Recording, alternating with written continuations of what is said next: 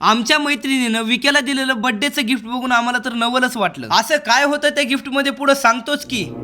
मित्रांनो, सकाळ सकाळी आवरून कॉलेजला गेलो सबमिशन करायला आणि गाबरे इथं बसले टाइमपास करत. या रोबोटचं तर जग वेगळंच काहीतरी चालू असते. मित्रांनो, हे बघा आमचा प्रोजेक्ट. सेन्सर पुढे हात नेलं की आपोआप पाणी बाहेर येते. कसं आहे, ओके मध्ये थँक्यू आहे ना. हिवर इकडे प्रॅक्टिकल चालू आहे ना, इकडे तर डरा डरा घुरालाय वाघ. मित्रांनो, खोटं नाही बोलत, जेव्हा सबमिशन आणि पेपर जवळ येतात ना, तेव्हा झपाट्याला त्या महिन्यात 5-6 किलो वजन कमी होते. अरे बाबा सोड रे, तुझं जाय, मला सबमिशन करू दे. एकाच स्कूटीवर 4 जण बसून निघालो फ्लॅट कडे.